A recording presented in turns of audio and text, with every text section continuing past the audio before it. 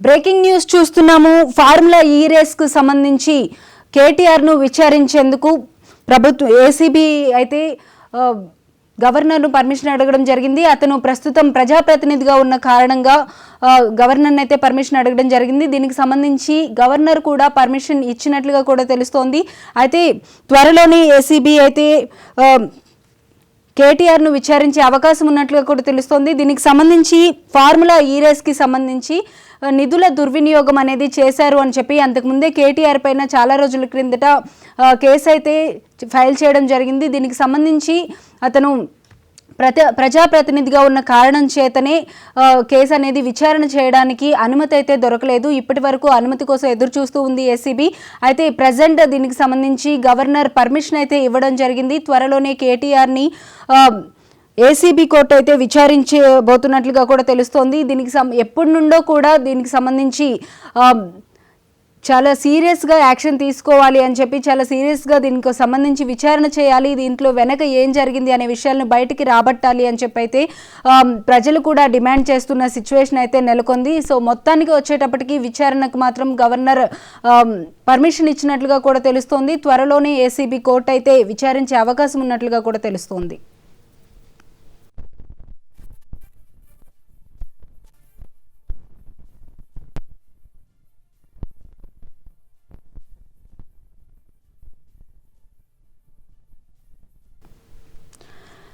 కేటీఆర్ కి సంబంధించి ఫార్ములా ఈ రేస్ కేసులో విచారించడానికి గవర్నర్ పర్మిషన్ ఇచ్చినట్లుగా కూడా తెలుస్తోంది. త్వరలో ఏసీబీ కోర్టు అయితే కేటీఆర్ ని విచారించబోతున్నట్లుగా కూడా తెలుస్తోంది. ఇక ఇదే అంశానికి సంబంధించి మరింత సమాచారం మా ప్రతినిధి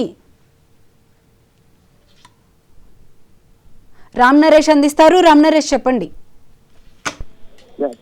ఫార్ములా ఈ రేస్ కి సంబంధించిన కేసులో అయితే ఒక సంచలనం నమోదైంది.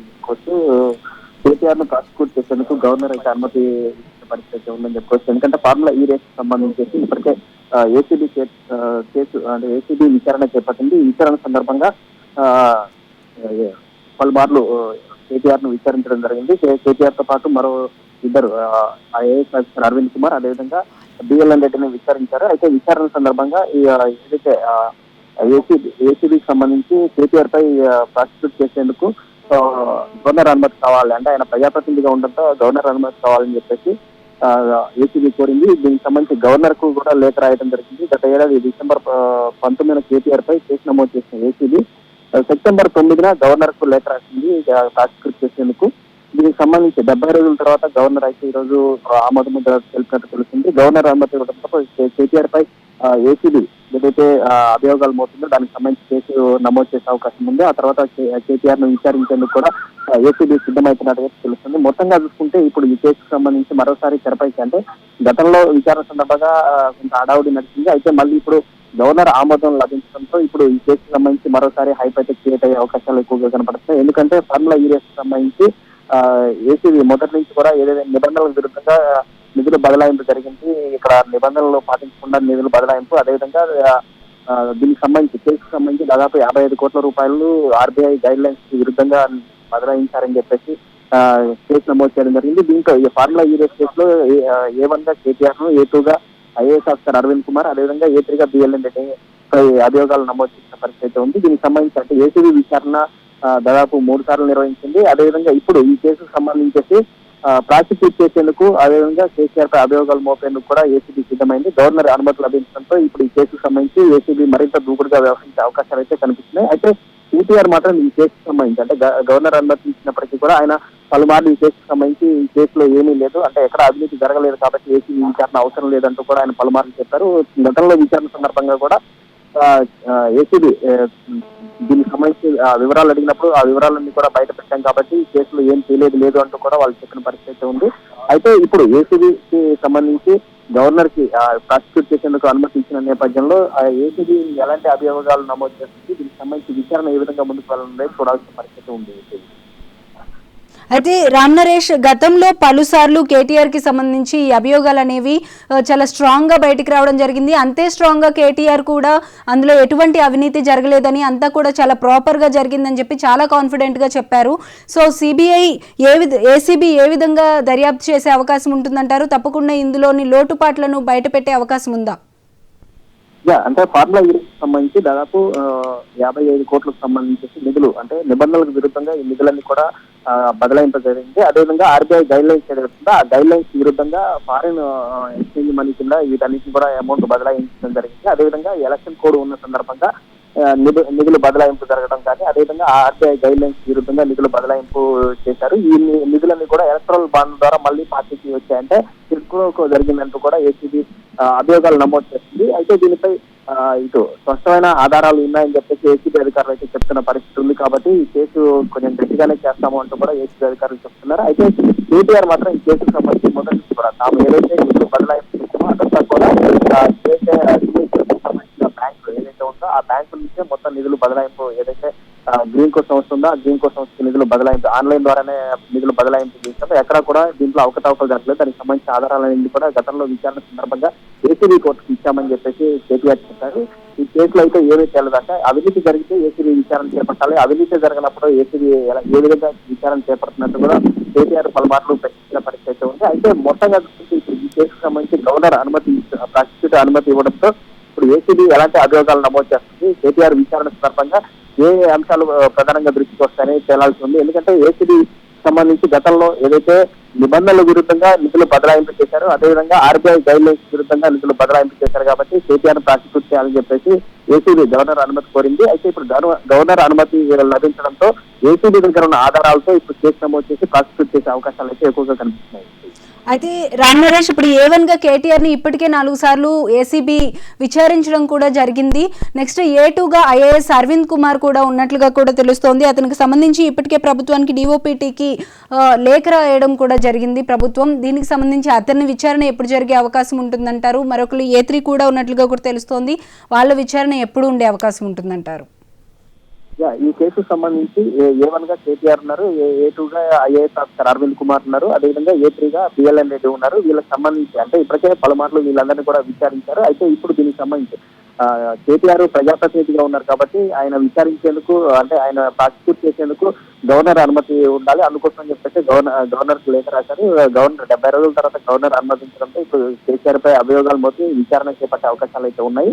మరోవైపు ఐఏఎస్ ఆఫీసర్ అరవింద్ కుమార్ కు సంబంధించి కూడా విచారణ చేపట్టేందుకు ఏసీబీ అధికారులు ఉన్నతాధికారులకు లేఖ రాశారు. దానికి కూడా అనుమతి రావడంతో ఆయన కూడా విచారిస్తారు. దీనికి సంబంధించి త్వరలో డేట్లు ప్రకటించే అవకాశం ఉంది. అదేవిధంగా A3 గా ఉన్న బిఎల్ఎన్ సంబంధించి కూడా విచారణ ఇప్పటికే పూర్తి స్థాయి విచారణ అయితే జరిగింది. దానికి సంబంధించి అంటే బిఎల్ఎన్ రెడ్డి గతంలో జిహెచ్ఎంసీ సంబంధించి ఆయన డైరెక్టర్, అంటే ప్లానింగ్ డిపార్ట్మెంట్ డైరెక్టర్ గా ఉన్నారు కాబట్టి ఆయన ఆధ్వర్యంలో ఇదంతా కూడా నిర్వహించారు కాబట్టి ఆయనకు సంబంధించి కూడా విచారించారు. ఇప్పటి వరకు గతంలో విచారణ సందర్భంగా ఏ అంశాలు దృష్టికి వచ్చా ఆ అంశాలన్నిటిపై అభియోగాలు నమోదు చేసి ఆ అభియోగాల ఆధారంగానే మరోసారి వీళ్ళందరినీ కూడా విచారించే అవకాశం అయితే ఉంది. Okay, right. Thank you Ram Naresh.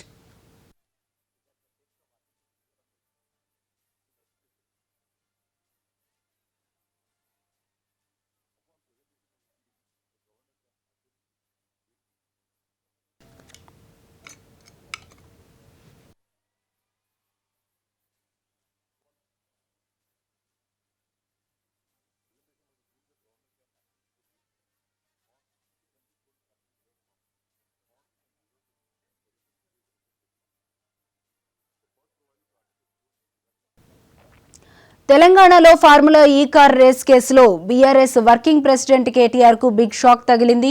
KTR పై విచారణకు గవర్నర్ జిష్ణుదేవ్ శర్మ అనుమతి ఇచ్చారు. కేటీఆర్ పై ఈ కార్ రేస్ ఛార్జ్ షీట్ వేసేందుకు గవర్నర్ అనుమతి లభించింది. అయితే విచారణకు గవర్నర్ అనుమతి కోరుతూ ఇటీవల తెలంగాణ ప్రభుత్వం లేఖ రాసింది. ఈ నేపథ్యంలో కేసు విచారణకు తాజాగా గవర్నర్ అనుమతి ఇచ్చారు.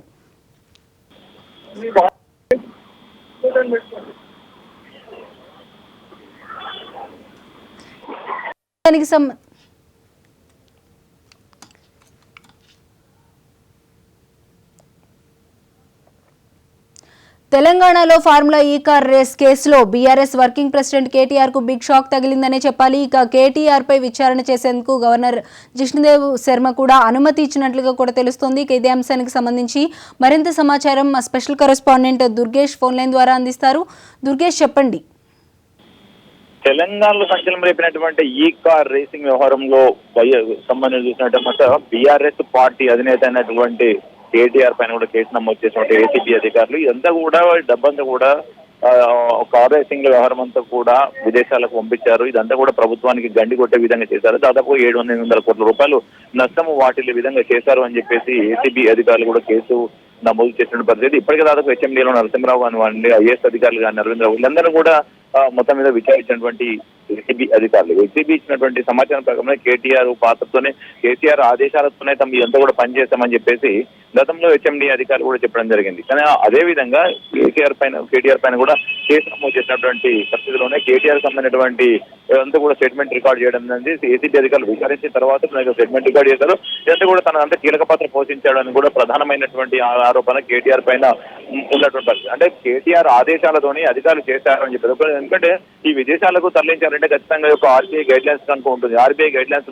తొంగలు ఒక క్యాబినెట్ మీటింగ్ పెట్టాల్సిన పరిస్థితుల్లో క్యాబినెట్ లో చేర్చకుండానే వీళ్ళే అంటే వీళ్ళ ఒక ఆదేశాల ప్రకారమే చేశారని చెప్పేసి చేసినటువంటి పరిస్థితి ఉన్నది. ఎందుకంటే ఎవరు మెప్పుకోసము ఈ కార్ రేస్ చేశారు సంబంధించి తెలంగాణ బ్రాండ్ ఇమేజ్ ని పెంచాలి అనుకున్నామని చేశామని వీళ్ళు చెప్పినప్పుడు కూడా తెలంగాణ బ్రాండ్ ఇమేజ్ పెంచాలనుకున్నప్పుడు సెకండ్ టైం ఎందుకు మీరు ఈ కార్ రేస్ పెట్టలేకపోయారు అంటే దాంట్లో ఉన్నటువంటి గ్రీన్ కుకన్ కంపెనీ ఏదైతే ఉన్నదో ఆ స్పాన్సర్స్ ఎవరైతే వాళ్ళు తప్పుకోవడం జరిగింది. ఎందుకంటే ఆల్రెడీ ఫస్ట్ టైం జరిగిన తర్వాత సెకండ్ టైం ఉన్నటువంటి లాస్ అవుతున్నది, మేము నష్టపోతున్నాం అని చెప్పి స్పాన్సర్స్ ఎవరైతే ఉన్నారో వాళ్ళు విరమించుకున్నటువంటి నేపథ్యంలోనే ఈ యొక్క సెకండ్ కార్ సంబంధించినటువంటి రేస్ అనేది కూడా పోస్ట్పోన్ అయిన పరిస్థితి. అంటే అందరూ కూడా లాస్ లో ఉన్నటువంటి దాన్ని మరి లాభాలు చేస్తామని చెప్పేసి ఏ విధంగా మీరు అనుకుంటున్నారు అని చెప్పి ఏసీబీ ప్రశ్నించినటువంటి పరిస్థితి ఉంది. తెలంగాణకు ఇమేజ్ పెంచుతామని చెప్పి చేశామని చెప్పారు. తెలంగాణకు ఇమేజ్ పెంచాలని కూడా స్పాన్సర్స్ ఎందుకు వెనకయ్యారు, ఎందుకు మరి మానేశారు, ఇదంతా కూడా జరిగిందంతా కూడా ఎవరి మెప్పు కోసం ఈ ప్రభుత్వ సొమ్మంతా కూడా ఖజానాను కూడా గండి కొట్టే విధంగా చేశారు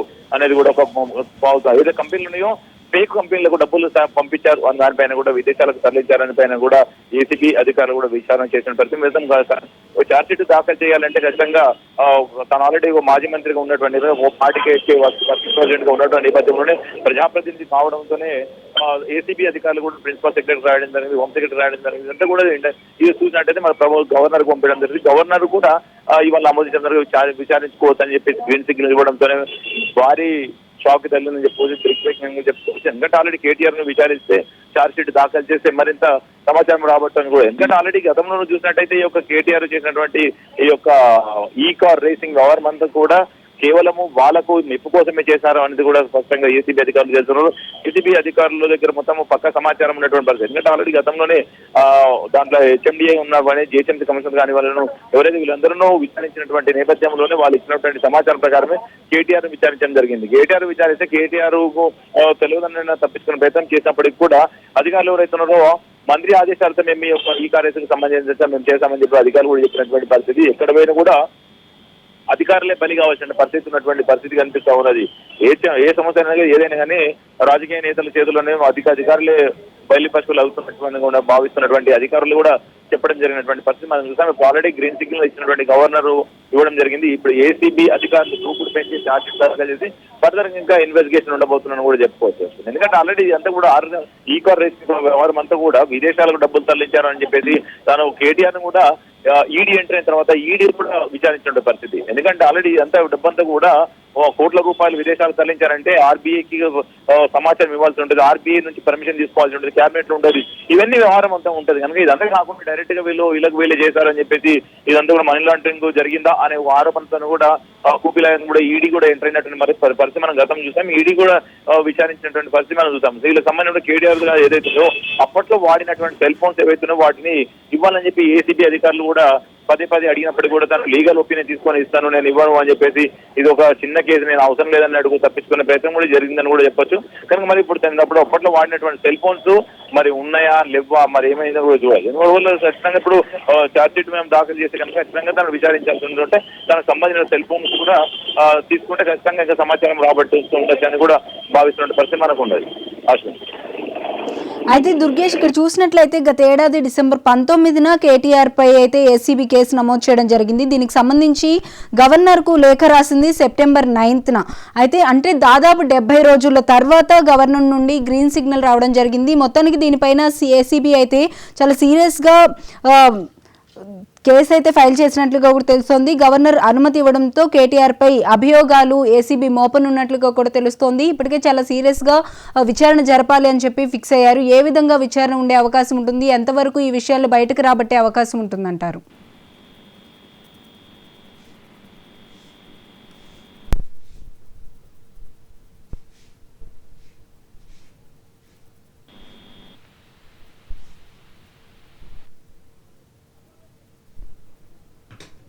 కూడా ఏసీబీ అధికారులు విచారించడం జరిగింది. ఏసీబీ అధికారులు విచారించిన తర్వాత ఇంకా ఛార్జ్షీట్ దాఖలు చేయాల్సి పడుతుంది. ఎందుకంటే దానికి సంబంధించినటువంటి కేసు అంతా కూడా పూర్తిగా స్థాయిలో దర్యాప్తు చేయాలంటే ఖచ్చితంగా ఏదైతే ఉందో కేటీఆర్ని విచారించడం జరిగింది.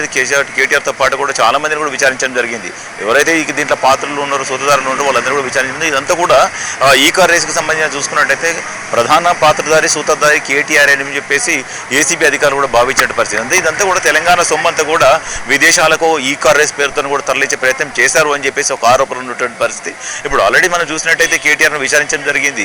కేటీఆర్ దగ్గర నుంచి సమాచారం సేకరించడం జరిగింది. ఇక్కడ నుంచి ఏసీబీ అధికారులకు ఒక లెటర్ పెట్టి ఈడీ కూడా ఎంటర్ అయిన పరిస్థితి. ఈడీ కూడా ఏసీబీ అధికారుల నుంచి సమాచారం తీసుకొని ఈడీ కూడా నోటీసులు జారీ చేసి ఈ అమౌంట్ అంతా కూడా విదేశాలకు తరలించారంటే ఏ విధంగా తరలించారు, ఎందుకు తరలించారు అనే దానిపైన కూడా ఈడీ కూడా కూపీలాగా ప్రయత్నం చేసినా చెప్పచ్చు. ఈడీ ముందు కూడా హాజరైన నేపథ్యంలో అందుబాటులో ఉండాలి, ఎప్పుడు పిలిచి రావాలని చెప్పి కేటీఆర్ కూడా చెప్పడం జరిగినటువంటి గతంలో జరిగినటువంటి పరిణామాలన్నింటిని కూడా ఈడీ కూడా సమాచారాన్ని సేకరించిన పరిస్థితి. ఇప్పుడు ప్రస్తుతానికి అయితే మొత్తము ఈడీ అధికారులతో పక్కన పెట్టుకుంటే మరి ఇక్కడ ఏసీబీ దగ్గరకు వస్తే ఏసీబీ అధికారులు ఏదైతుందో ఛార్జ్షీట్ దాఖలు చేయాలని చెప్పేసి చెప్పినటువంటి పరిస్థితి. ఎందుకంటే ఆ ఛార్జ్షీట్ దాఖలు చేయడం ఖచ్చితంగా ఒక దూకుడు పేజని చెప్పుకోవచ్చు ఏసీబీ అధికారులు. ఎందుకంటే వాళ్ళ దాదాపుగా చాలా మందిని కూడా సాక్షులు కానివ్వండి, అధికారులు కానీ, నిందితులు కానీ ఎవరైతే ఉన్నారో వాళ్ళందరినీ కూడా విచారించినటువంటి పరిస్థితి ఉన్నది. ఎందుకంటే ఆ విచారించినటువంటి నేపథ్యంలోనే పక్కా సమాచారం ప్రకారమే ఇదంతా జరుగుతుందని చెప్పుకోవాలి. ఎందుకంటే ఆల్రెడీ వీళ్ళు అధికారులు ఏదైతే ఉన్నారో గతంలో ఉన్నటువంటి హెచ్ఎండి అధికారులు కానివ్వండి, మున్సిపాలిటీకి సంబంధించినటువంటి కమిషనర్ కానివ్వండి, దీంట్లో ఎవరెవరు పాత్రలు ఉన్నారు, అప్పట్లో అధికారులు ఎవరు ఉన్నారు, వీళ్ళు ఏ విధంగా ఎవరు చెప్తే వీళ్ళు అమౌంట్ అంతా కూడా ఈ కార్ రేస్కు సంబంధించినటువంటి వ్యవహారం అంతా కూడా వీళ్ళు చేశారు. దానిపైన కూడా గతంలోనే ఏసీపీ అధికారులు విచారించారు. కానీ అంతా కూడా మంత్రి ఆదేశాలతో చేశామని చెప్తారు. మంత్రి ఆదేశాలు అంటే ఖచ్చితంగా ఒక క్యాబినెట్ మీటింగ్ పెట్టాలి, క్యాబినెట్లో నిర్ణయించాలి. తెలంగాణ రాష్ట్రంలో ఈ కార్ రేస్కి సంబంధించినంత వ్యవహారం ఏదైతే ఉన్నదో ఇదంతా కూడా పెట్టాల్సిన పరిస్థితి ఉంది. కానీ పెట్టకుండా వీళ్ళకి వేలే అధికారులు చేశారు అని చెప్పేసి ఉన్నటువంటి ఒక ఆరోపణ ఉన్నటువంటి పరిస్థితి. దాన్ని కూడా చూడాల్సినట్టయితే అధికారులు ఏసీబీ అధికారులు కూడా మనం ఏదైతే ఉందో ఛార్జ్షీట్ దాఖలు చేయాలంటే ప్రభుత్వానికి లేఖ రాయాల్సిన అవసరం. ఆ ప్రభుత్వం సిఎస్ఓకు లెటర్ అయితే సిఎస్ఓకి ఇవ్వడం జరిగింది. సిఎస్ నుంచి మళ్ళీ ప్రిన్సిపల్ సెక్రటరీ దగ్గర ఉంటుంది. మా ప్రిన్సిపల్ సెక్రటరీ నుంచి హోమ్ సెక్రటరీ, ఇవన్నీ కూడా ఒక సిస్టమ్ ఉంటుంది. ఇక్కడ నుంచి డైరెక్ట్గా గవర్నర్ పంపడం జరిగింది. గవర్నర్ కూడా ఆల్రెడీ ఇవాళ గ్రీన్ సిగ్నల్ ఇవ్వడంతో కూడా మళ్ళీ బలం పుంజుకుందని చెప్పుకోవచ్చు. ఏసీబీ అధికారులకు ఇంకా ఎక్కువగా విచారించేసుకున్న కూడా అన్ని వెసులుబాటు కూడా ఉందని కూడా చెప్పుకోవచ్చు. Thank you Durgesh.